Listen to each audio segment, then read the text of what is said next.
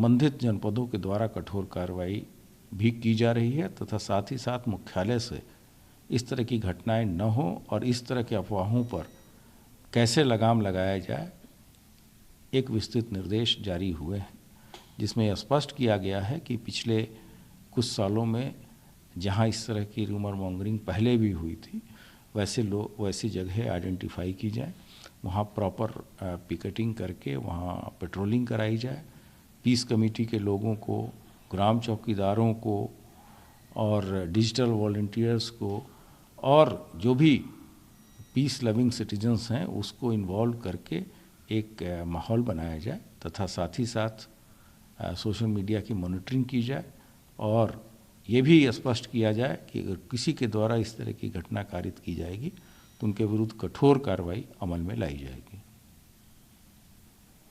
और वहाँ हुआ, कौशाम्बी में हुआ, बिजनौर में हुआ, सब जगह। हाँ, तो कुल मिला के अफवाह है।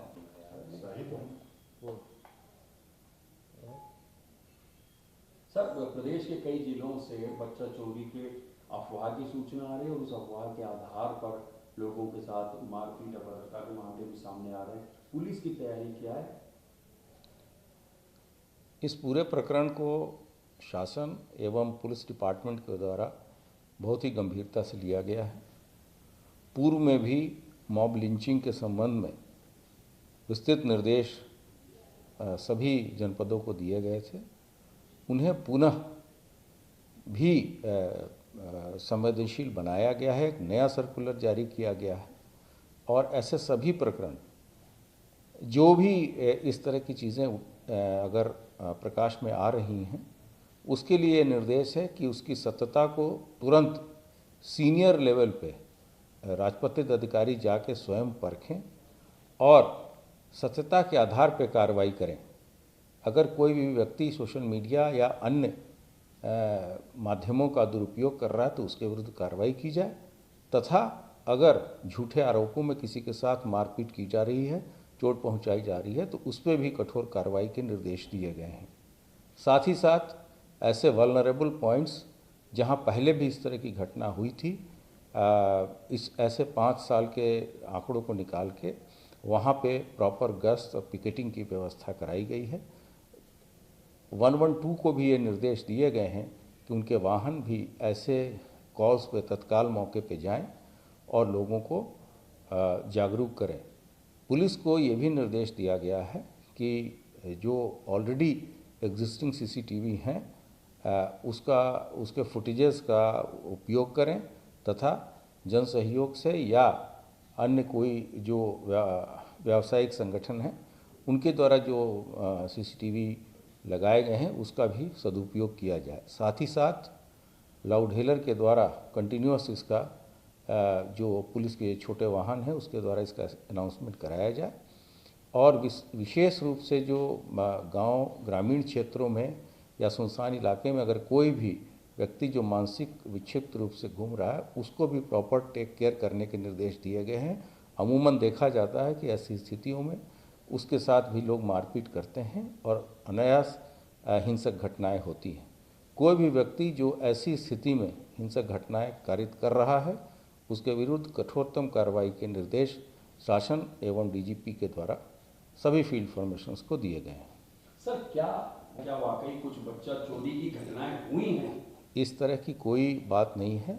समय समय पे आपने पूर्व में भी देखा होगा एक मास हिस्टीरिया का जनरेट हो जाता है कभी कभी और उसके आड़ में इस तरह की घटनाएं कुछ लोग जानबूझ के भी अपराधी तत्व करते हैं और कुछ लोग अनजाने में भी करते हैं। तो इसको तत्काल ऐसी चीज़ों पे रोकथाम लगाने की ज़रूरत है और इसके लिए पूरी तरीके से हम सजग हैं।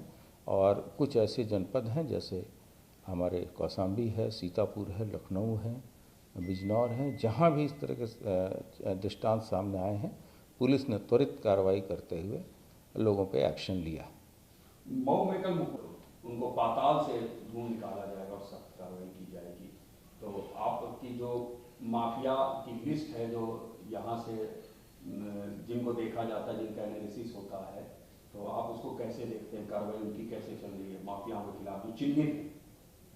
शासन के द्वारा ऐसे 50 माफिया हैं जिनकी मॉनिटरिंग होती है तथा डीजीपी मुख्यालय के द्वारा 12 मुख्य माफियाओं के विरुद्ध जो कार्रवाई होती है उसका अनुश्रवण किया जाता है। और लगातार ऐसे हमने जो एंटी माफिया टास्क फोर्स बना रखा है और माफियाओं का भी वर्गीकरण हम लोगों ने कर रखा है, जिसमें से कि भू माफिया हैं, आपराधिक माफिया हैं, लैंड माफिया हैं, शिक्षा माफिया हैं, ड्रग माफिया हैं, वन माफिया हैं। तो इन सब चीज़ों का वर्गीकरण करके उनके विरुद्ध भी कठोर कार्रवाई हम लोग अमल में ला रहे हैं। और आपने देखा होगा कि अरबों अरबों की संपत्ति जब्त की गई है और मुख्य जो माफिया हैं उनके तथा उनके साथियों के विरुद्ध कितनी कार्रवाई की गई है ये सबके सामने स्पष्ट है। और उसके कारण ही आपने जो एनसीआरबी के डेटा देखे होंगे उस पर अपराध और अपराधियों में किस तरह से कमी आई है तथा पूंजी निवेश का माहौल यहाँ बहुत ही अच्छा हुआ। सर, जो बच्चे हमारी सोशल मीडिया इस पर लगातार प्रयत्नशील है और जहाँ कहीं भी इस तरह की घटना आती है हम तुरंत ही उस जनपद को अलर्ट करते हैं। और प्रतिदिन जो बच्चे चोरी की घटना के संबंध में जो भी ट्वीट्स होते हैं उसका एनालिसिस और उसके बारे में जो कार्रवाइयाँ होती हैं, फॉलोअप एक्शन डीजीपी मुख्यालय के द्वारा स्वयं किया जाता है। नमस्कार, मैं हूं मानक गुप्ता। अगर आपको हमारा ये वीडियो पसंद आया हो तो इसे लाइक और शेयर जरूर करें और हां, हमें सब्सक्राइब और फॉलो करना ना भूलें ताकि आप देश और दुनिया की कोई खबर मिस ना करें। तो जुड़े रहिए हमारे साथ और देखते रहिए न्यूज़ 24।